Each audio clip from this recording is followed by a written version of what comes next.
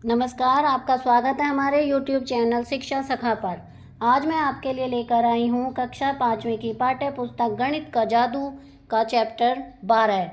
Chapter का नाम है स्मार्ट चार्ट। इस वीडियो में हम इसमें जो सवाल हैं उन्हें हल करेंगे और इसके MCQ क्वेश्चंस करेंगे। पिछली वीडियो में मैंने आपको चैप्टर 11 क्षेत्रफल और घेरा पार्ट को कराया था। इसमें हमने सम सॉल्व किए थे और इसके ऑब्जेक्टिव टाइप क्वेश्चन आंसर किए थे।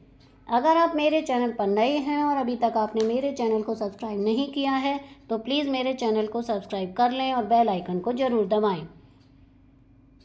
मैंने अपने चैनल की प्लेलिस्ट में सब्जेक्ट वाइज लिस्ट डाली हुई है। आप जिस भी सब्जेक्ट के लेसन को देखना चाहते हैं मेरे चैनल की प्लेलिस्ट में जाकर उसे देख सकते हैं। तो चलिए शुरुआत करते हैं चैप्टर 12 स्मार्ट चार्ट। ची ची म्याऊं म्याऊं। यामिनी ने एक प्रोजेक्ट जानवर और पक्षी पर काम किया। उसने अपनी कक्षा के सभी बच्चों से उनके सबसे प्यारे पालतू जानवर के बारे में पूछा। हर एक उत्तर को लिखने के लिए उसने टैली चिन्ह का लगाना शुरू कर दिया। अगर किसी ने कहा बिल्ली तो उसने तालिका में बिल्ली के सामने एक रेखा खड़ी खींची। फिर किसी ने दोबारा बिल्ली कहा तो यामिनी ने एक रेखा और खींची। इसलिए इस तरह से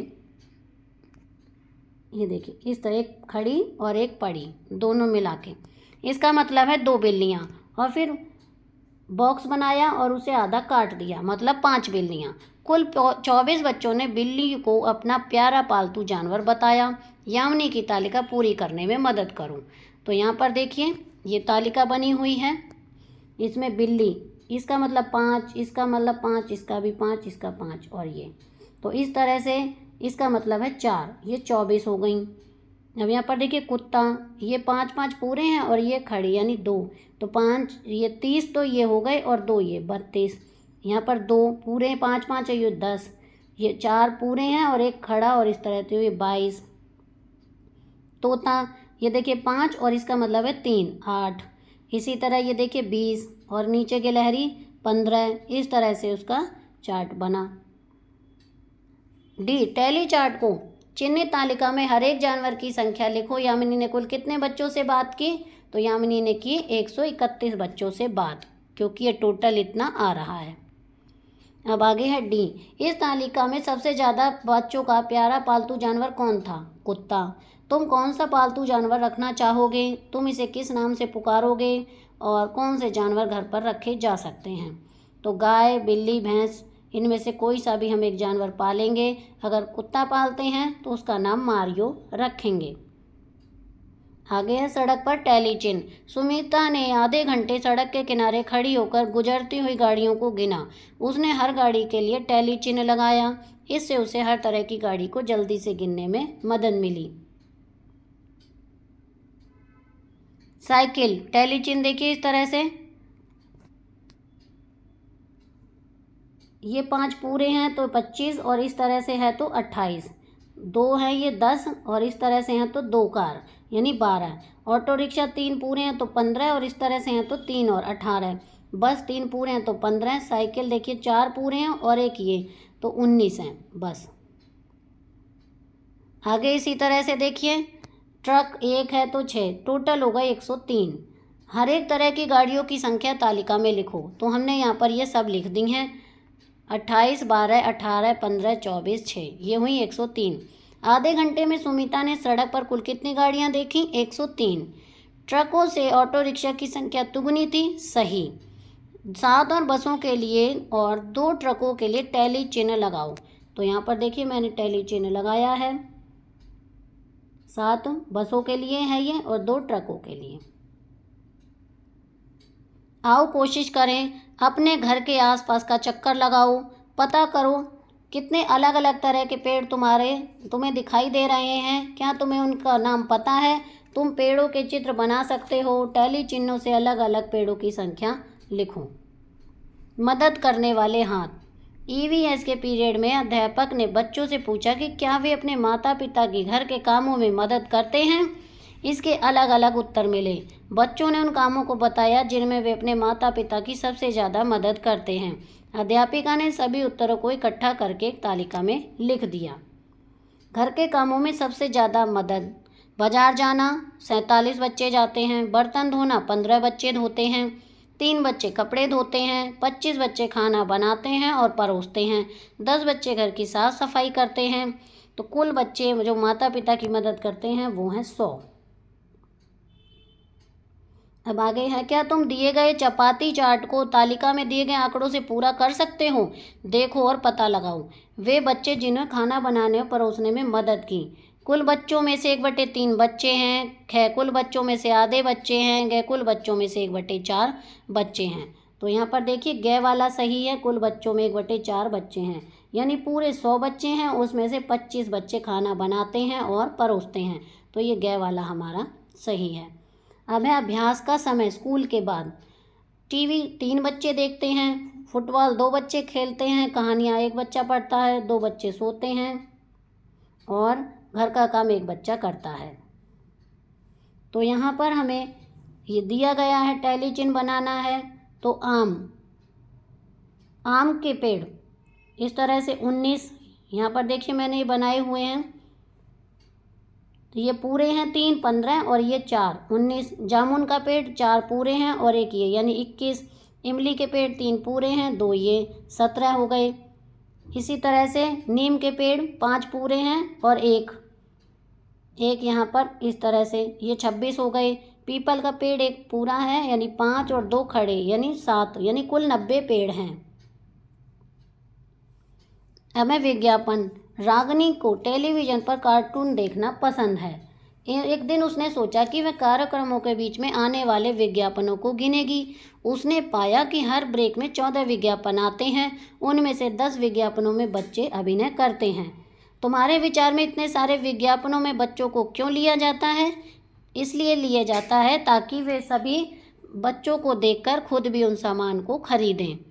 टीवी कार्यक्रम के बीच आने वाले ब्रेक में विज्ञापनों को टैली चिन्हों की सहायता से गिनो। तो ये गिने मैंने, 10 हैं। क्या समाचारों के बीच में भी विज्ञापन आते हैं? हाँ, आते हैं। अब आगे है स्वयं करें। अगली बार टीवी पर अपना मनपसंद कार्यक्रम देखते हुए ब्रेक में आने वाले विज्ञापनों को गिनो, टैली चिन्हों का प्रयोग करो। जब भी तुम्हें विज्ञापन में कोई बच्चा नजर आए तो उस टैली चिन्ह के नीचे एक बिंदु भी लगाओ। अपने उत्तर को अपने दोस्तों के उत्तर से मिलाओ। क्या तुम्हारे उत्तर अलग हैं? अब है पेज नंबर 164। यहाँ पर मैंने लिखा है इस तरह से। पहले में देखिए 5 पूरे और 1 ये, यानी 6 विज्ञापनों की संख्या, उसमें 12 बच्चे आए। दूसरे में पूरा और 2 ये, यानी 8, तो ये 13 बच्चे आए उसमें। तीसरे में 5 पूरे और 10 बच्चे आए। चौथे में 2 खड़े हैं, तो यानी 2 बच्चे आए, 2 आए विज्ञापन, 8 बच्चे आए उसमें। पाँचवें में 1 बच्चा आया, 6 विज्ञापन आए, इस तरह से। अब आगे है गर्म और ठंडा। क्या तुमने टीवी या अखबार में मौसम की खबर देखी है? ये 2 बार चार्ट है, इनमें 2 अलग अलग दिनों में 4 शहरों का अधिकतम तापमान दिखाया गया है। ये शहर हैं दिल्ली, शिमला, बेंगलोर और जैसलमेर। तो बार चार्ट से पता करो 1 जून को कौन सा शहर सबसे गर्म था, वो है जैसलमेर। फिर 1 दिसंबर को कौन सा शहर सबसे ठंडा था? शिमला। किस शहर में 1 जून और 1 दिसंबर के बीच तापमान में सबसे कम बदलाव आया? बेंगलोर। अब आगे है खुद करो।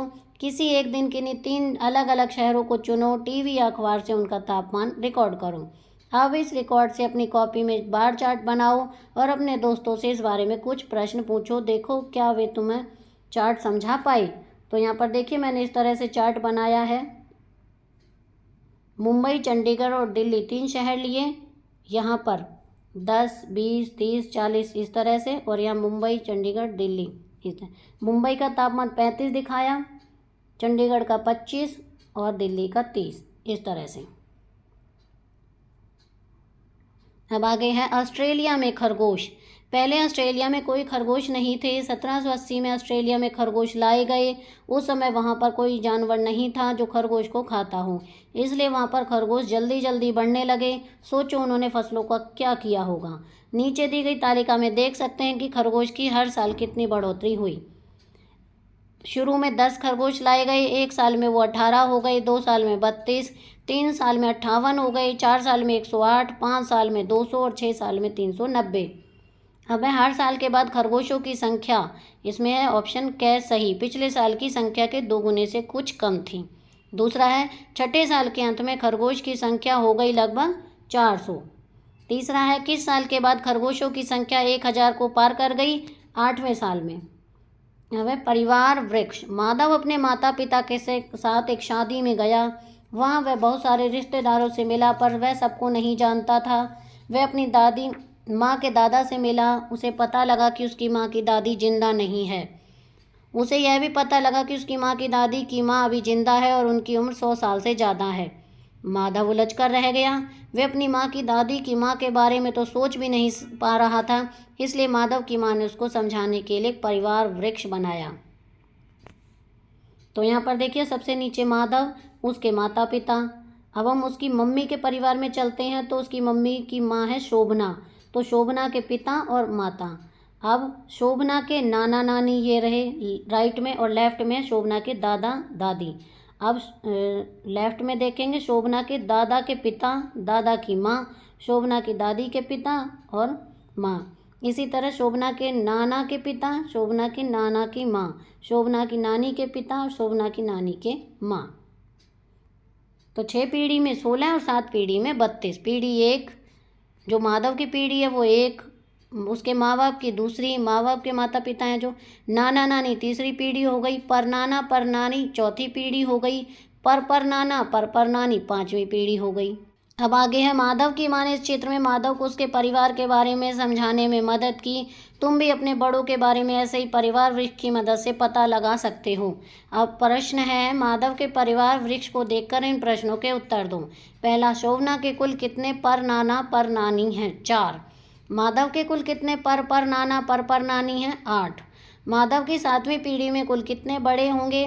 32। चौथा प्रश्न है अगर माधव इस परिवार वृक्ष को आगे बढ़ाए तो किस पीढ़ी में 128 बड़े होंगे? तो वो है 9वीं पीढ़ी में 128 बड़े होंगे। 7वीं पीढ़ी में 32, 8वीं पीढ़ी में 64 और 9वीं पीढ़ी में 128 होंगे।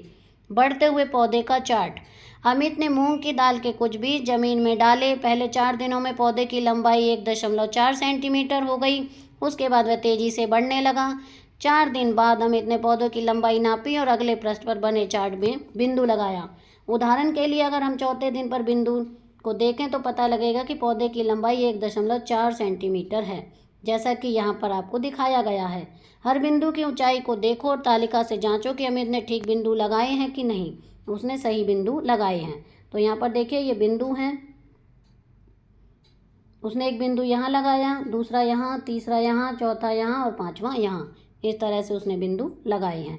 अब ग्राफ से पता करो प्रश्न क्या है, किन दिनों में पौधे की लंबाई सबसे ज़्यादा बढ़ी? और इसका ऑप्शन तीसरा सही है, 8 से 12 दिनों में। अब आगे है ख, 14वें दिन पौधे की लंबाई कितनी बढ़ी? अंदाज़ा लगाओ। इसका सही उत्तर है दूसरा, 9.9 सेंटीमीटर। ग, क्या यह पौधा हमेशा बढ़ता रहेगा? नहीं। 100वें दिन में पौधे की लंबाई क्या होगी? 16.4। अब हम इसके ऑब्जेक्टिव टाइप क्वेश्चन आंसर करेंगे। पहला प्रश्न है 1 जून को निम्नलिखित में से कौन सा शहर सबसे गर्म था? इसका सही उत्तर है डी, जैसलमेर। प्रश्न 2, 1 दिसंबर को निम्नलिखित में से कौन सा शहर सबसे ठंडा था? इसका सही उत्तर है बी, शिमला। प्रश्न 3, निम्नलिखित में से कौन सा शहर 1 जून और 1 दिसंबर के बीच तापमान में सबसे कम परिवर्तन दिखाता है? वो है ऑप्शन सी, बेंगलुरु। प्रश्न 4, 1788 के बाद ऑस्ट्रेलिया में खरगोशों की संख्या किस वर्ष 1000 से अधिक हो गई थी? इसका सही ऑप्शन है सी, 1791। प्रश्न 5, यदि किसी ब्रेक में 14 विज्ञापन होते हैं और उनमें से 10 में से बच्चे होते हैं तो बच्चों वाले विज्ञापन का प्रतिशत क्या होगा? इसका सही उत्तर है बी, 60%। यदि एक व्यक्ति हर दिन 8 घंटे सोता है तो वो पूरे वर्ष में कितने घंटे सोएगा? इसका सही उत्तर है ऑप्शन सी, 2920 घंटे। प्रश्न 7, एक कक्षा में कुल 40 छात्र हैं, उनमें से 24 छात्र क्रिकेट खेलना पसंद करते हैं। क्रिकेट पसंद करने वाले छात्रों का प्रतिशत क्या है? इसका सही ऑप्शन है सी, 60%। प्रश्न 8, किसी खेल प्रतियोगिता में 5 टीमों ने भाग लिया। प्रत्येक टीम के 11 खिलाड़ी थे। कुल कितने खिलाड़ी प्रतियोगिता में शामिल हुए? इसका सही ऑप्शन है बी, 55। प्रश्न 9, यदि 6 घंटे की अवधि में 12 विज्ञापन आते हैं तो प्रति घंटे औसत कितने विज्ञापन आते हैं? इसका सही ऑप्शन है डी। प्रश्न 10, यदि 1 मिनट में 70 हृदय धड़कन होती है तो 1 घंटे में कुल कितनी धड़कन होगी? इसका सही ऑप्शन है सी, 3600। प्रश्न 11, यदि किसी विद्यालय में 500 छात्र हैं, उनमें से 350 छात्र साइकिल से आते हैं तो साइकिल से आने वाले छात्रों का प्रतिशत क्या होगा? इसका सही ऑप्शन है बी 70%। प्रश्न 12, नीचे दिए गए चार्ट के अनुसार यदि पिछले वर्ष 250 किताबें बेची गईं और इस वर्ष 20% अधिक किताबें बिकी तो इस वर्ष कुल कितनी किताबें बेची गईं? इसका सही उत्तर है ऑप्शन सी 270। प्रश्न 13, एक टैली चार्ट में यदि 15 छात्रों ने अपने पसंदीदा फलों के रूप में आम को चुना तो कितने टैली मार्क्स दिखाई देंगे? इसका सही ऑप्शन है सी। प्रश्न 14, यदि एक स्कूल में कुल 800 छात्र हैं, उनमें से 320 छात्र बस से आते हैं तो बस से आने वाले छात्रों का प्रतिशत क्या होगा?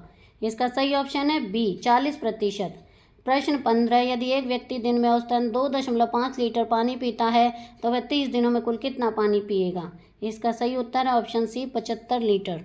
तो यहाँ पर हमारा ये वीडियो समाप्त होता है। अगले वीडियो में मैं आपको चैप्टर 13 गुणा और भाग के तरीके पार्ट के सम सॉल्व करवाऊंगी और उसके ऑब्जेक्टिव टाइप क्वेश्चन आंसर करवाऊंगी। आपको मेरी ये वीडियो कैसी लगी मुझे कमेंट करके ज़रूर बताएं। वीडियो को लाइक करें, शेयर करें और चैनल को सब्सक्राइब करना ना भूलें। Thank you.